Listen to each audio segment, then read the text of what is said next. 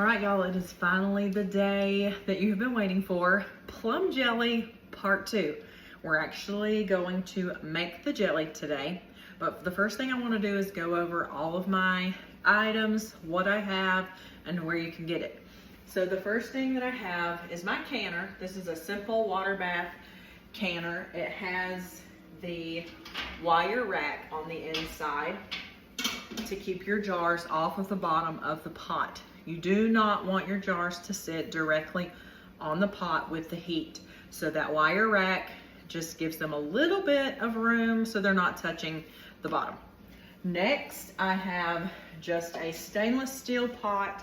This is an older one I like to use for jelly and things like that. I like to keep glass bowls to keep my juice in. I juiced this one day and now I'm gonna make the jelly another day.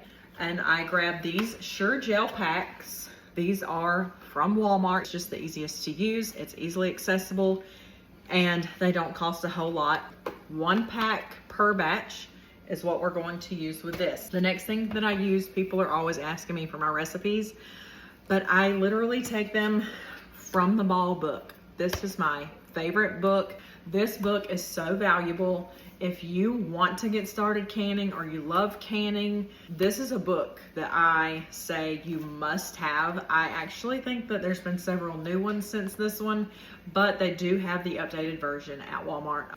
And then the next thing, of course, is going to be your jars and your bands and your lids. Now we are ready to get to making our jelly.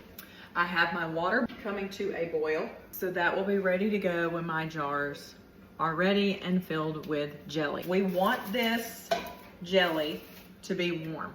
There are steps to making it and we're gonna go through each one. So you don't have to do it by yourself. You don't even have to follow the book. You can just watch the video and do it yourself. So good. This is our favorite jelly, y'all. If you've never made it, you need to run, go get the stuff and do it. This recipe calls for 5.5 cups of plum juice.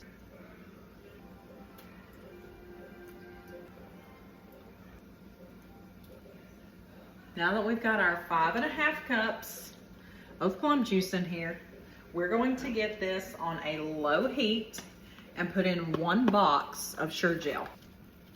For a low to medium heat, we don't want it to come to a boil quickly because it will burn the bottom of the pot. I'm just gonna use a wood spoon to get this all stirred in. And hold your horses because this takes a lot of sugar. I always follow the recipe when it comes to the sugar. We're going to measure out 7.5 cups of sugar. That sugar and that pectin are gonna work together to get that like jelly consistency.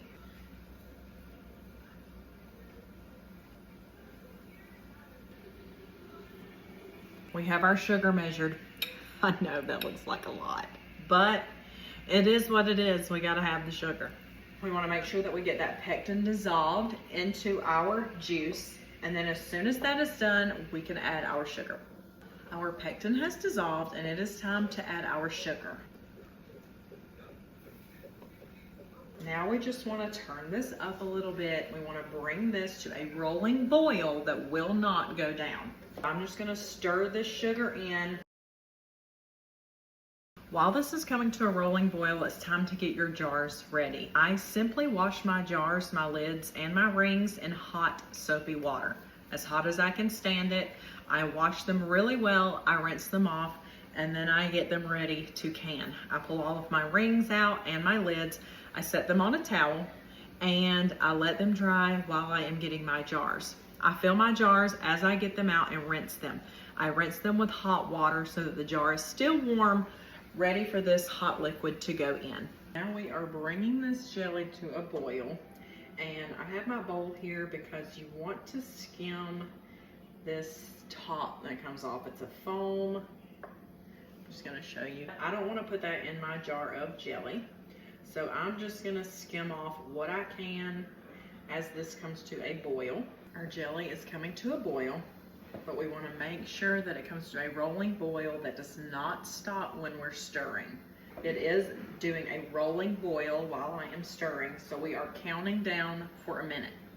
Now that it has rolled, I'm just going to turn this off, and it's time to pack it into jars. Now we have our jars. I love these little quilted jelly jars.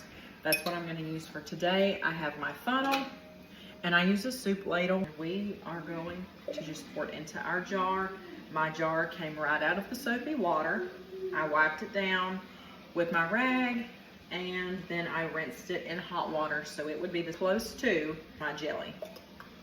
And I'm gonna fill this right to the neck of the jar. This right here is called the neck of the jar, and I just fill it up to right there. Then we wanna make sure that we are getting anything off of the top of this jar, because if we leave anything there, it can keep your jar from sealing like it's supposed to. So we wanna make sure we get all of that, any jelly that got on it off, get it wiped, make sure that our lids are nice and clean. They have been sitting on my towel, but I do wipe them off so they have no water spots. Put it right on, take your lid and do it to fingertip tight only. You do not want to do it super tight, just fingertip tight. And then it's gonna go right into the canner. This rack actually sits up on the sides so you don't have to stick the jar all the way into the water. When you have it all filled up, you can lower it down into the water. Now that we have our jars filled and on the rack, all we're gonna do is lower this down into the canner. It is there. My jars are covered with water, so I'm gonna put the lid back on. When it comes to a boil, I will begin my counting time of 10 minutes. Our jars are finished boiling, so all we're gonna do is turn the heat off and remove the lid.